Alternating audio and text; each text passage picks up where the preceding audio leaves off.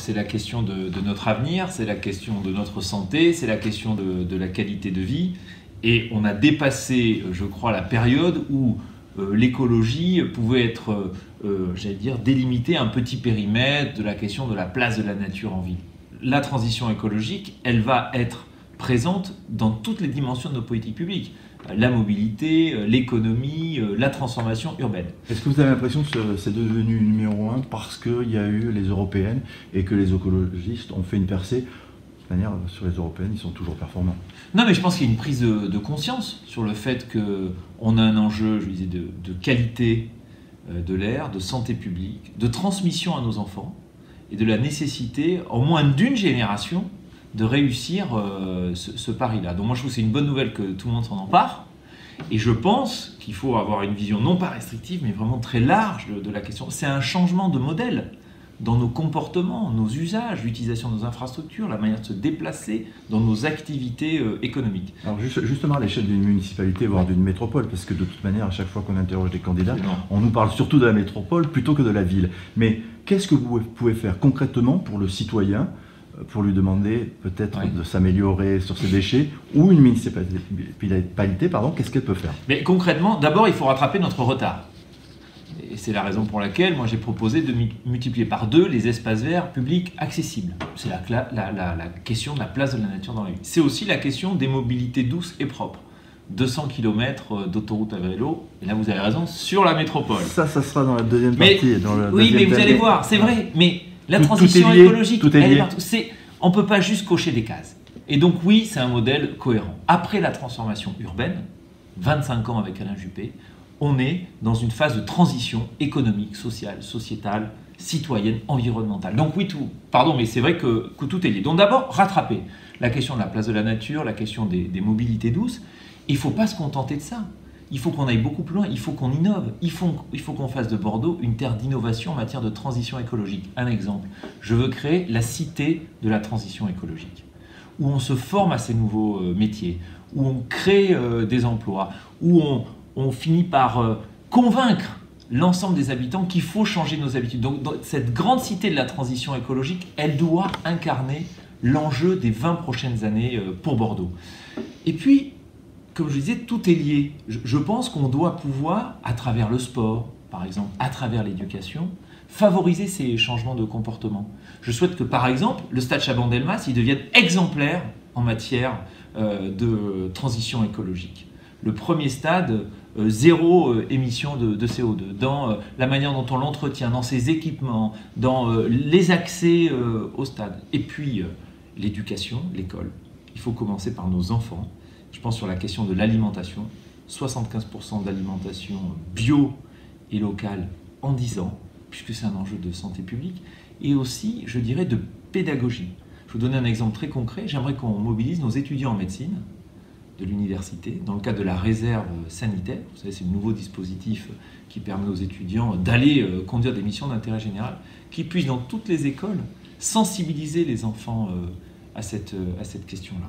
Donc vous voyez, il faut vraiment d'une part, on rattrape notre retard sur la mobilité, sur la place de la nature, mais surtout qu'on en fasse un enjeu d'innovation, d'accélération, et qu'on fasse de Bordeaux une référence et une terre d'expérimentation. Place de la nature, est-ce que ça veut dire plus d'arbres, plus de parcs qui n'existent aujourd'hui? Ça veut dire exploiter tout le potentiel de la ville.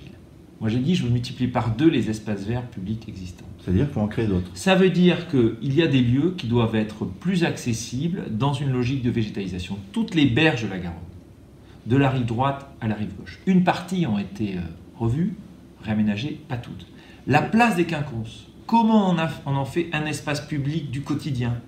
Des aires de jeu pour enfants, des tables de pique-nique, un lieu où l'on se retrouve. Il faut reconquérir l'espace public. Mais ce n'est pas incompatible avec des grands événements. Mais regardez, les quinconces, ce n'est pas que la place centrale, c'est sa partie de gauche où passe le tram à l'ombre des platanes et les véhicules. C'est tout cet environnement-là que je voudrais reconstruire avec les Bordelais pour en faire un espace du quotidien. C'est la cité administrative sur les boulevards, la place de la République. Nous ne sommes pas très loin d'ici. Il faut qu'on réinvestisse l'espace public. Réinvestir l'espace public à travers cet enjeu de végétalisation. Et c'est donc des sujets emblématiques comme les grandes places. Et c'est un travail quartier par quartier. Je parlais des écoles tout à l'heure, c'est là où on doit gagner la bataille avec les jeunes générations, mais c'est aussi la végétalisation des cours des écoles, partout. Donc c'est à la fois, je dirais, un projet d'ampleur, mais également un projet très fin en dentelle à la maille de chacun des quartiers. Vous parliez des écoles, convaincre les enfants d'être peut-être les premiers vecteurs de cette nouvelle société. Vous rejoignez Greta Thunberg? C'est son effet à elle?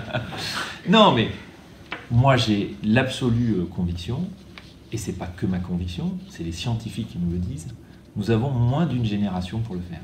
C'est la responsabilité de ma génération de pouvoir conduire à l'échelle d'une ville où nous avons tous les leviers pour le faire, de la mobilité, on parlait de l'alimentation, de l'espace public, à l'énergie, y compris aux questions économiques, de réussir cette transition-là. Et cette transition, elle n'est pas qu'écologique, elle est sociale, elle est citoyenne. C'est ça qu'on doit réussir à faire. Alain Juppé et les 25 dernières années nous ont permis d'avoir une transformation urbaine. Les défis qui sont devant nous sont les défis de la conversion à ces nouveaux modèles dans les comportements, dans les usages. Ce que nous disent les Bordelaises et les Bordelais, c'est que la question de la mobilité, c'est devenu une des préoccupations prioritaires. C'est comment je me déplace simplement pour aller travailler, pour amener mes enfants à l'école, pour aller sortir de Bordeaux, rentrer. Sur la rocade, plusieurs éléments. D'abord le premier, et ça sera une de mes toutes premières décisions, je souhaite négocier avec l'État le transfert de la rocade à la métropole. Pourquoi? Parce que la rocade, c'est plus vraiment un axe autoroutier, c'est d'abord un grand boulevard métropolitain.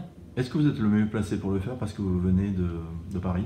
Je sais Cette négociation par rapport à d'autres candidats? Si vous me demandez est-ce que je connais la ministre des Transports, est-ce que je connais le Premier ministre? Oui, ça ne sera pas facile, mais c'est-à-dire des questions que j'ai commencé à évoquer. Je crois que c'est très important de transformer la rocade. C'est un grand boulevard métropolitain. Par exemple, imaginez que 70% des habitants de la rive droite travaillent rive gauche. Donc, il faut pouvoir la transformer en considérant que c'est notre grand boulevard. Donc, en prendre la gestion. Transformer son usage. Qu'est-ce que ça veut dire, transformer son usage? Vous savez que, par exemple, le nombre de passagers moyens par véhicule sur la rocade, c'est 1,1. Donc, en fait, on a un problème, non pas d'infrastructure, mais d'utilisation des infrastructures. C'est un grand boulevard, on rétrécit la largeur des voies, on met une voie supplémentaire. Donc, pas de travaux. Pas de travaux. De la peinture, j'allais dire. Uniquement de la peinture. De la peinture. Et, en créant cette voie supplémentaire, vous faites une voie dédiée au covoiturage. On doit faciliter celles et ceux qui décident d'être plus nombreux dans la voiture. Comment vous arrivez à convaincre les gens d'embarquer des gens peut-être qui ne connaissent pas? Deux éléments. D'abord, quand ils verront qu'il y a une voie plus fluide que les autres. C'est une incitation pratique, c'est que quand nous sommes plusieurs dans la voiture, on peut emprunter la voie de covoiturage. La loi d'orientation sur les mobilités a ouvert la possibilité de mettre en place des dispositifs de contrôle, parce qu'il faut quand même crédibiliser le fait que c'est une voie de covoiturage. Donc contrôle, et puis on va voir que c'est un axe simple. Et puis par le numérique. Le numérique, moi par exemple, je veux créer une application unique pour l'ensemble de la métropole pour se déplacer. Passer du réseau TBM au TER, au covoiturage, à la réservation d'une place de parking, en une seule application, simple. Pourquoi? Parce que dans nos usages, nous passons facilement. J'étais en vélo tout à l'heure, puis j'ai pris le tram. Comment facilement je peux passer d'une mobilité à l'autre? C'est comme ça qu'on va inciter. On incitera, je veux dire, la transition écologique notamment, parce que c'est de ça aussi, non? Il faut qu'elle rime avec innovation et pas punition. Donc il faut inciter les gens à le faire, donc il faut que ce soit simple. Et le numérique, il nous permet de simplifier les choses. La rocade, donc on la reprend en main, et puis on interdit à certains horaires la circulation des poids lourds. Ça se fait le dimanche, avec des parkings de rétention. Et je pense qu'il faut considérer, parce qu'on aura compris que la rocade, c'est notre grand boulevard métropolitain, qu'à certaines heures, elle doit être dédiée au transport du quotidien pour aller travailler. Plus l'interdiction des poids lourds à certains horaires qu'un péage urbain, comme l'un de vos concurrents. Je suis, je dois dire, contre le principe d'un péage urbain, notamment pour accéder à Bordeaux. On sort d'une période très difficile et très douloureuse avec les Gilets jaunes, qui nous ont renvoyé quand même la fracture territoriale qu'il existe dans notre grand territoire entre Bordeaux, la métropole et les territoires périphériques. Et si on va dire maintenant que pour accéder à Bordeaux, accéder au centre-ville, il va falloir payer, je pense que c'est un très mauvais message. Encore une fois, je ne suis pas pour une transition punitive, contraignante, je suis par l'incitation. Et c'est parce qu'on aura développé, au-delà de la gestion de la rocade, mais par exemple le RER métropolitain, de nouvelles voies d'accès entre la périphérie et le centre, qu'on aura créé des grands parkings relais aux abords de la métropole, qui permettront d'abandonner la voiture à l'approche de la métropole pour utiliser le tram, utiliser les 200 km d'autoroute à vélo, utiliser un bus express, alors ce sera plus simple. Et effectivement, certains abandonneront la voiture. Mais imposer une mesure violente, punitive socialement, me semble, j'allais dire, faire fausse route. Alors, vous évoquez le RER métropolitain, vous évoquez le vélo, vos concurrents aussi, ça va être... tout le monde est d'accord là-dessus. Il faut faire plus d'espace pour le vélo et le RER, on est tous d'accord. Alors, il y a un sujet sur lequel il y a un consensus politique. C'est le RER métropolitain. Comme quoi, moi, je ne suis pas dogmatique, je trouve ça très bien. Et je trouve ça d'ailleurs parfait qu'il y ait un consensus politique. Sur le vélo, je suis désolé, mais je n'ai pas vu d'autres candidats proposer 200 km d'autoroute à vélo et d'en faire le grand projet de mobilité. Vous savez, 200 km d'autoroute à vélo, c'est un sacré budget, hein, c'est 200 millions d'euros. C'est l'équivalent de 10 km de tram. Donc c'est vrai, moi j'ai dit dans les priorités, parce qu'il n'est pas question d'augmenter les impôts, dans les priorités, je préfère qu'on fasse cet investissement massif parce que beaucoup de Bordelaises et de Bordelais veulent utiliser plus souvent leur vélo et parfois c'est dangereux, plutôt que prolonger par exemple les lignes de tram. Donc c'est un choix. Donc faire de la métropole de Bordeaux la métropole du vélo, pour l'instant nous sommes les seuls à le dire. Mais alors, sur la mobilité, puisque vous m'interrogez là-dessus, il y a d'autres sujets. Je pense qu'il faut des solutions rapides. Dans les solutions rapides, vous savez on se heurte à une grande difficulté pour terminer le pont Simone Veil. Je ne veux pas polémiquer. En revanche, il n'est pas là. Et moi, je pense qu'il faut augmenter le nombre de franchissements de la Garonne entre la rive droite et la rive gauche. En 4 à 5 points du territoire, faire du quai à quai avec des barges et des bacs, tout simplement.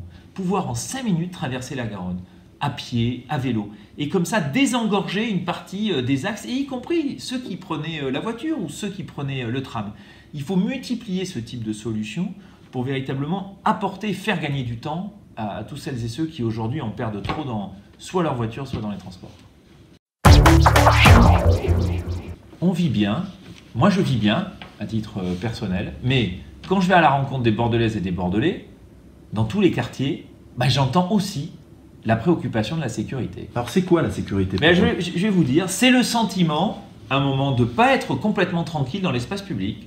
C'est quand vous êtes commerçant place de l'Europe, au Grand Parc, et qu'il y a une quinzaine de personnes qui ont envahi l'espace public pour du deal, et qui progressivement ont chassé tous les clients. C'est quand vous habitez du côté de Terre-Neuve, dans la partie bordelaise, et qu'au bas des immeubles, vous avez du monde, ou bien que vous avez le sentiment que le nombre de vols à l'arraché, de cambriolages se sont développés dans la ville. D'ailleurs, ce n'est pas qu'un sentiment, puisque les derniers chiffres de la police nationale le montrent. Donc ce n'est pas un problème, vous avez raison de dire, c'est pas Marseille, mais il faut répondre à cette préoccupation-là.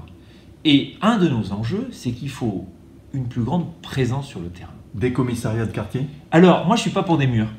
Le problème, ce n'est pas des commissariats, ce n'est pas mettre des policiers municipaux derrière des murs. La seule solution, et pour en avoir parlé longuement avec des policiers nationaux comme municipaux, c'est le terrain, la présence police de physique. Proximité.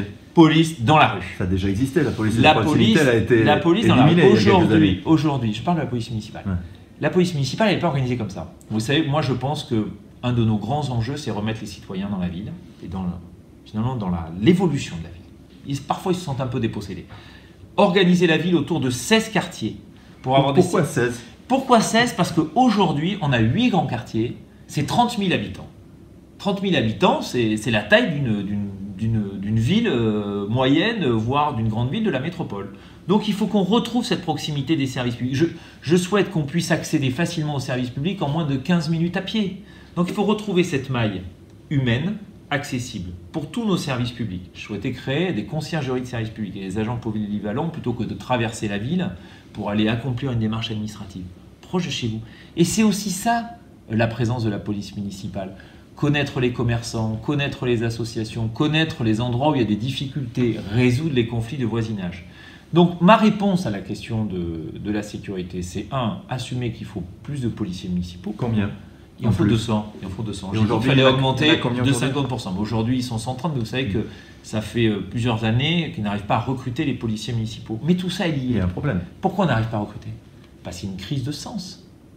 Effectivement, on demande toujours plus aux policiers municipaux, mais ils ne sont pas bien organisés. Il faut les organiser à la maille de ces quartiers, qui connaissent bien le quartier, les interlocuteurs. Et à l'inverse, que les habitants, les Bordelaises, les Bordelais, puissent les connaître, puissent les interpeller, que les victimes puissent avoir une oreille attentive. Donc j'ai dit, il en faut plus. Parce que la ville a grandi. Et ensuite, les organiser. Ces policiers de quartier, imaginons, vous faites vos 16 quartiers, il y a des policiers. Est-ce que vous allez les changer de temps en temps? Parce qu'on peut devenir ami avec des policiers quand on connaît bien la personne. Il faut d'abord bien connaître son quartier.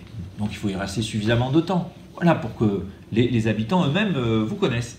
Donc, présence dans les quartiers, pas des murs, j'allais dire même pas des voitures. À pied, présent dans la rue. Il faut être présent dans l'espace public. Et puis aussi considérer qu'il y a de nouvelles priorités. Pourquoi? Parce qu'il y a des nouveaux enjeux. Je disais, les Bordelaises ont exprimé la question notamment du harcèlement, disant voilà, ça aussi, dans l'espace public, dans les transports publics, la parole s'est libérée.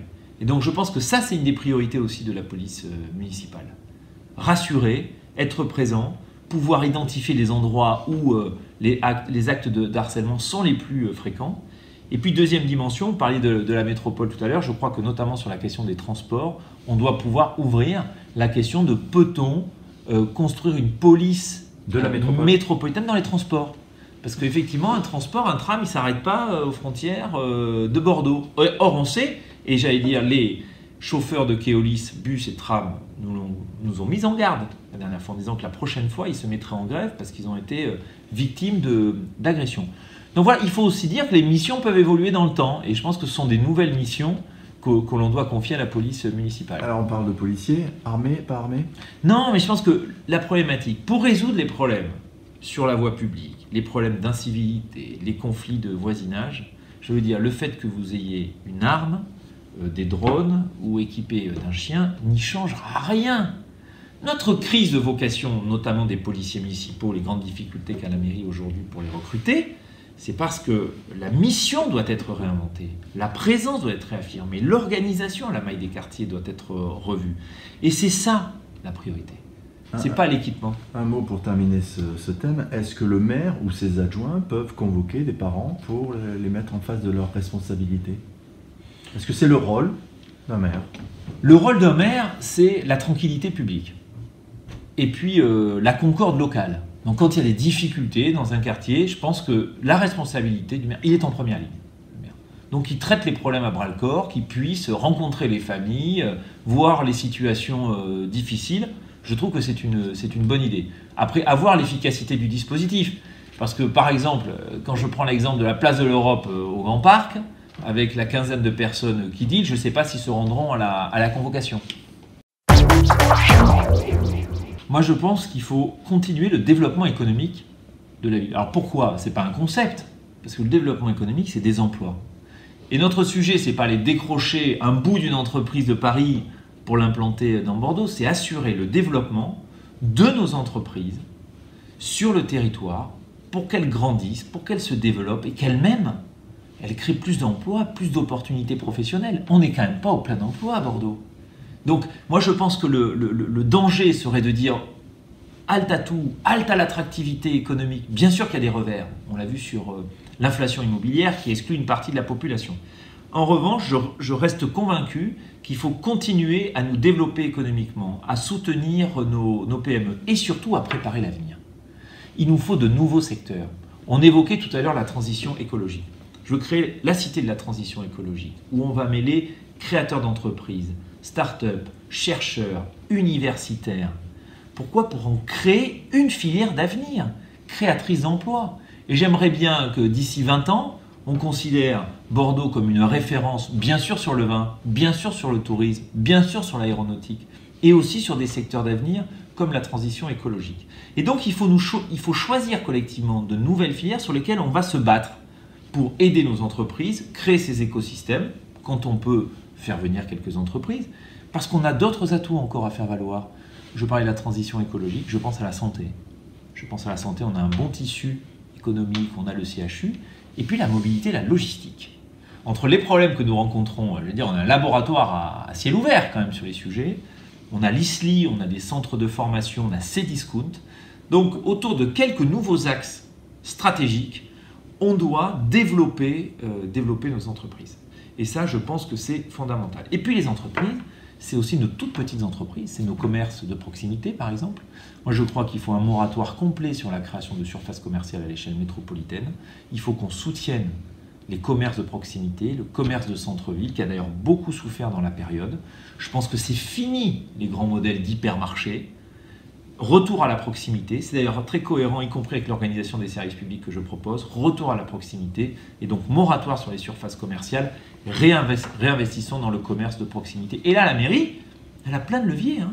C'est le PLU, c'est les pieds d'immeubles, c'est la préemption. On doit véritablement, comme ça, offrir dans chacun des quartiers plus de commerce de proximité et les soutenir. Avant de parler logement, parlons social. Oui. Parler de ce qui s'est passé pendant un an, les gilets jaunes. Est-ce que la réponse, finalement, obligatoirement, elle vient de la mairie plus que du gouvernement? Sur le social? Oui, par rapport à ce que les gilets jaunes demandent. Mais la manifestation des gilets jaunes, c'est la rupture territoriale. C'est que Bordeaux, en redevenant belle, attractive, a exclu une partie de sa population. Nos jeunes actifs, nos jeunes Bordelais qui terminent leurs études, qui commencent sur le marché du travail, combien sont obligés de partir à 20-30 km d'ici? Nos agents publics, je parlais par exemple des policiers municipaux, notre attractivité, mais en fait, où se logent-ils? Où se logent-ils? Et je veux dire, alors c'est un défi de toutes les métropoles. Mais c'est pas parce que c'est un défi, une problématique rencontrée partout qu'il faut baisser les bras, loin de là. Je pense qu'il faut imaginer de nouvelles solutions sur le logement. Et moi, c'est la proposition que j'ai faite en disant je veux créer 7000 logements abordables en changeant les règles du jeu, en assumant que la puissance publique va investir sur le foncier pour permettre à toute une partie de la population qui est exclue de rester. Une ville qui perd ses jeunes, une ville qui perd ses agents publics, ses infirmières, ses commerçants, ses salariés, c'est une ville qui progressivement va se dévitaliser. Et donc c'est comme ça qu'on va pouvoir aussi, j'allais dire, recoudre les plaies qui se sont manifestées au moment des Gilets jaunes. C'est en garantissant que la ville reste accessible à tous. On veut redonner de la place à la nature, ce qui est logique aujourd'hui, mais il faut construire des logements. Est-ce que c'est pas antinomique? Non, c'est pas antinomique. On est capable, j'allais dire, en dentelle, dans le diffus. Bordeaux, il existe encore du foncier disponible, mais pas en grande masse nécessairement, comme on a pu le voir en particulier sur la rive droite. Donc je pense que c'est pas incompatible. En revanche, il faut vraiment s'atteler à lutter contre la fracture qui est en train de s'opérer, où finalement on polariserait. Bordeaux ne sera accessible, qu'aux très riches, à ceux qui ont déjà un patrimoine et aux touristes. Et ça sera un drame pour la ville. On doit donc réinventer la ville. Et puis la rendre accessible aussi sur le plan de la mobilité. Parce que moi je comprends une partie de ceux qui habitent à 20 km, qui mettent chaque jour 3 heures dans les transports pour aller travailler. Et donc effectivement, à la fin, on n'est pas forcément très heureux, et puis on a même une colère qui s'exprime en disant on s'en sort plus. On s'en sort plus. Donc c'est aussi en améliorant les transports et la mobilité qu'on y répondra. Un mot sur ce qui se passe au Girondins de Bordeaux, problème interne de gouvernance, le Matmut Atlantique, quel regard vous avez? D'abord, les Girondins font une bonne saison, c'est quand même c'est bien. J'aime beaucoup ce stade. Donc moi je ne suis pas de ceux qui considèrent que ça a été une erreur. Je suis très fier du stade, je le trouve très beau, je dois dire, je trouve que c'est un bel équipement, à la fois à l'extérieur et à l'intérieur. Donc moi j'en suis très fier. La question, effectivement, c'est une question devant nous, c'est qu'on voit bien qu'elle est déficitaire dans son exploitation, il va falloir trouver une solution.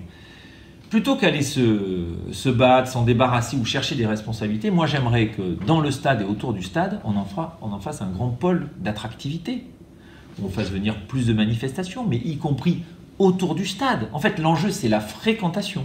Et donc moi je crois que plutôt qu'aller lancer des querelles sur les responsabilités des uns et des autres, elles seront à un moment discutées, j'imagine, quel est le projet de développement autour de cet équipement, sur les loisirs, sur l'événementiel, autour du stade, comme l'ont fait d'autres villes qui ont construit tout autour du stade une activité de loisirs, une activité économique. Je crois que c'est comme ça qu'on trouvera un modèle économique pour ce qui reste un très bel équipement. Moi, je crois qu'on ne peut pas faire les choses en deux temps. Dire chacun va faire une campagne dans sa ville, avec son propre programme, et puis un jour on va se retrouver le lendemain des élections, ah oui mais alors moi sur la mobilité, moi j'ai promis ça, ah oui mais moi j'ai promis ça, et puis chacun a promis, mais en fait ça fait pas un projet métropolitain. Il faut qu'on assume le fait que le territoire pertinent, c'est la métropole sur beaucoup de sujets. Je prendrai un exemple, sur la mobilité. Quel sens aurait que moi j'explique, j'ai un projet pour la rocade, et que les candidats à Talence, candidats à Pessac expliquent. Donc nous on a lancé une démarche avec les candidats investis ou soutenus par La République En Marche, 22 à ce stade. On s'est vu avant, on a travaillé pendant des mois et on a présenté un seul et même projet sur la mobilité. C'est quand même beaucoup mieux que se dire le lendemain des élections, bon, quel projet, parce qu'on sait très bien que les compétences sont à la métropole. Donc on assume que c'est, pour certaines des politiques publiques, la bonne échelle. Et donc il faut qu'on se présente devant les électeurs, et moi devant les électeurs bordelais, en disant j'ai un projet pour la ville, et j'ai aussi une vision sur la métropole, et voilà. Et quand vous votez pour nous, sachez que nous allons défendre ce projet municipal et défendre ce projet métropolitain. Et c'est sur cette base-là qu'on discutera avec, le soir du second tour, avec celles et ceux qui auront été élus dans leurs communes respectives. Non pas sur des arrangements, mais sur des projets. Et nous, les uns et les autres, maintenant, connaissent notre projet sur la mobilité. La cogestion, pour vous, c'était une bonne chose et ce n'est plus une bonne chose? Je pense que la cogestion, d'abord, c'est un mauvais terme. Moi, ce que je voudrais, c'est qu'on parle du projet. Et je souhaite qu'on s'engage, que tous ceux qui s'engagent dans ces élections municipales dans la métropole disent quelle est leur vision de la métropole. Plutôt que faire de la métropole ce qui laisserait à penser quand on regarde la cogestion, quand on l'écoute, qu'en fait on trouve des arrangements entre maires. Fin du troc. C'est un peu ça aujourd'hui. Je te donne ça, tu me donnes ça. Et je pense que ça, c'est comme l'Europe. Le jour où on considère que l'Europe c'est juste la somme des États-nations qui la composent, et généralement on a beaucoup de difficultés après. Sauf que notre territoire pertinent sur beaucoup de sujets, c'est la métropole. C'est pas un troc, c'est un projet cohérent qu'on doit défendre. Quand on a défini nos propositions de mobilité, on n'a pas regardé qui va en bénéficier le plus, on a dit quel est le schéma le plus cohérent pour que ça fasse sens pour tous les habitants de la métropole, qu'ils soient bordelais, floiraquais, talancés, peu importe, c'est la métropole. Donc moi je suis contre le troc et oui pour un projet métropolitain qui dépasse le seul intérêt de chacune des communes qui la composent. Bordeaux Métropole, c'est le tramway. Il y a des projets qui sont encore en cours pour le tramway, peut-être d'autres études qui pourraient être déclenchées. Vous, votre position, c'est terminer le tram? Moi je vais vous dire, il faut les projets qui sont lancés, il faut les amener bien, je suis responsable. Vous ne les stoppez pas? Les projets qui sont déjà qui sont lancés, dans lesquels les constructions, les travaux sont en cours. En revanche, pour ceux qui ne sont pas décidés, les prolongements des lignes, moi je souhaite qu'on se pose véritablement la question. Je disais, 200 millions d'euros, c'est 10 km de tram. 10 km de tram, avec 200 millions d'euros, on fait de Bordeaux la ville du vélo, et de la métropole la ville du vélo. Sur quoi voulons-nous mettre nos investissements, nos priorités? Parfois, un bus express, on a proposé de développer des bus express, c'est-à-dire par exemple qui relient Lormont-la-Butinière à Bordeaux, de Bordeaux Centre à l'université, parce que des fois c'est beaucoup plus rapide. Donc il faut se poser la question en termes de rentabilité, même en temps, c'est des fois très long en tram. Donc il ne faut pas avoir le fétichisme du tram, il faut regarder en termes d'efficacité globale. Et plus on tire les lignes de tram loin, moins c'est efficace, il faut quand même le reconnaître. Est-ce que Bordeaux doit obligatoirement être à la tête de la présidence de Bordeaux Métropole? Moi, je pense c'est la ville-maire, c'est obligé. C'est pas la ville-maire, c'est la ville-centre. Et c'est sûr que le projet métropolitain, il est cohérent avec le projet bordelais. Le projet bordelais doit être cohérent avec le projet métropolitain. Bon, il se trouve que Bordeaux, c'est la ville-centre, c'est celle qui pèse le plus, d'une certaine manière. Je pense qu'il y a une cohérence, y compris en termes de gouvernance, à ce que Bordeaux puisse aussi présider la métropole.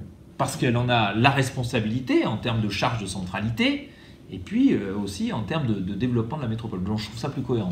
Quelles compétences on pourrait donner en plus à la métropole pour que ça marche mieux? Je pense qu'il y a une réflexion à avoir sur la question par exemple de la culture.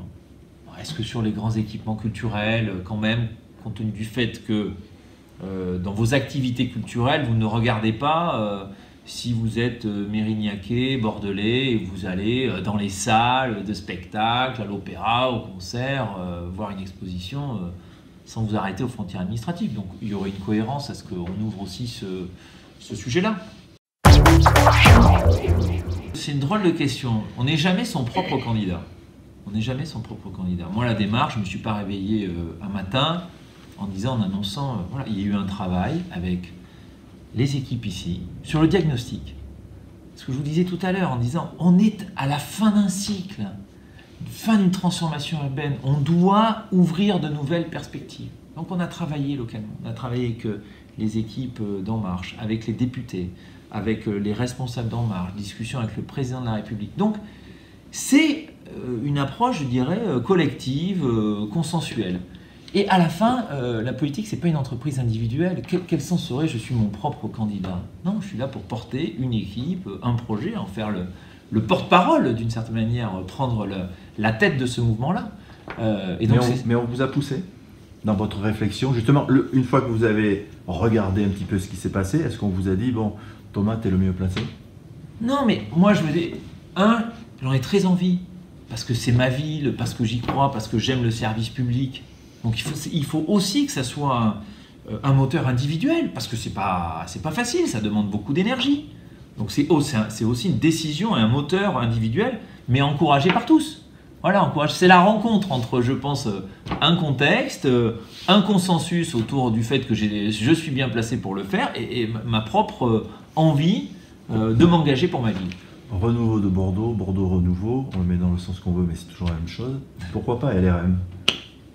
On a l'impression qu'il faut le cacher. Alors pas du tout, vous m'entendrez, et vous le savez, je dis toujours d'où je parle.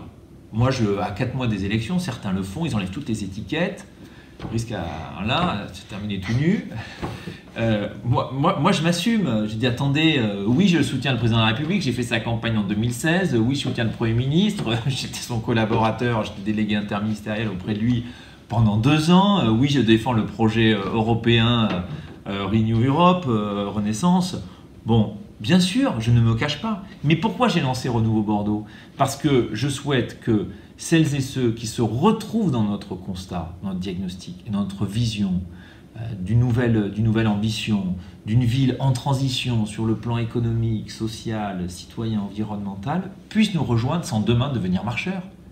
Et j'ai effectivement des gens du MoDem, et j'ai effectivement des gens de la société civile, et j'ai effectivement des gens qui ont eu d'autres engagements politiques, tout en moi assumant mes convictions politiques. C'est ça le sens de Renouveau Bordeaux, c'est dans ce sens-là. Est-ce que les électeurs vont finalement pas être perdus avec des candidats qui disent « Ah ben nous, on soutient l'action du président de la République, mais on se présente à la mairie de Bordeaux et on ne va pas soutenir Thomas Cazenave. » Et il y a Thomas Cazenave qui arrive à LRM qui ne va pas soutenir un candidat peut-être plus proche, qui a déjà des accords avec le MoDem. Comment on s'en sort quand on est électeur bordelais? Ça ne peut rien comprendre. Oh si, la situation, moi je pense que la situation est assez simple. C'est la faute de Macron tout ça? Parce qu'il a tout bouleversé? Non, c'est pas... vraiment, on prête beaucoup au président de la République, enfin on lui donne peu des fois. Donc non, la situation elle est simple. Vous avez une équipe sortante qui fait, il faut bien dire, beaucoup de l'héritage, son moteur, sa vision. D'autres qui souhaitent une alternance dans la ville. Et je pense que ni l'un ni l'autre ne forment un projet pour la ville. Je pense que Bordeaux a besoin d'un nouveau souffle, de nouvelles idées, de nouveaux visages. Et c'est le sens de mon engagement avec Renouveau Bordeaux, avec les équipes qui m'accompagnent, pour proposer cette alternative-là en mars. Est-ce que vous allez être candidat jusqu'au bout? Bien sûr. Il ne peut pas y avoir de rapprochement d'ici le 15 mars? Mais vous croyez qu'on s'engage à fond, qu'on mobilise plusieurs centaines de militants, présents tous les jours sur le terrain, que je démissionne de mes fonctions. Tout ça pour... Mais bien sûr que je vais jusqu'au bout. La ville a besoin d'un nouveau souffle, d'une nouvelle vision. C'est ce que je veux incarner et porter pour ma ville. Quel maire vous serez si vous êtes élu? Le maire d'abord qui tient tous les engagements qu'il a pris. Alors j'en ai fait un peu une marque, j'allais dire, de fabrique, parce qu'une de mes responsabilités quand j'étais auprès d'Edouard Philippe, c'est de m'assurer que tout le programme de Macron était bien mis en œuvre. Je crois beaucoup à la question de l'exécution, et je crois aussi qu'il faut une nouvelle manière d'agir, avec une plus grande place laissée aux citoyens, donner plus d'air, plus de responsabilité aux citoyens, aux acteurs économiques, aux acteurs culturels, une autre façon aussi, une autre façon d'être, une autre façon d'agir. Et je crois que c'est aussi ça que je souhaite incarner. Quand vous dites plus de place aux citoyens, ça répond à un an de crise avec les Gilets jaunes qui demandent effectivement plus de place. C'est aussi ça, le constat? Non, mais la société civile a changé. Les Bordelaises et les Bordelais, ils ne souhaitent pas juste être spectateurs de la transformation de la ville, ils ont l'impression que d'une certaine manière, une partie de l'évolution de la ville leur a échappé, ils souhaitent être pleinement investis. Mais faut-il encore leur laisser la possibilité de le faire? Par exemple, j'ai proposé que dans chacun des quartiers, on crée des opérations carte blanche sur un équipement public, un espace public, les habitants accompagnés d'acteurs culturels, associatifs, construisent, investissent, définissent un projet, le mettre en œuvre, une œuvre d'art, un équipement public. Et je crois à cette manière différente d'agir, pas uniquement demander leur avis aux élections municipales et avec un bout de budget participatif, mais sur des grands projets qu'ils en soient des acteurs à part entière. Un dernier mot, on a parlé de beaucoup de thèmes. Est-ce qu'il y a quelque chose qu'on a oublié que vous avez envie de dire aux Bordelais et aux Bordelaises? Alors, on aurait pu évoquer plein de sujets, hein. On n'a pas eu le temps de faire tout le tour. Il y aura peut-être que notre ambition, c'est vraiment d'apporter un nouveau souffle.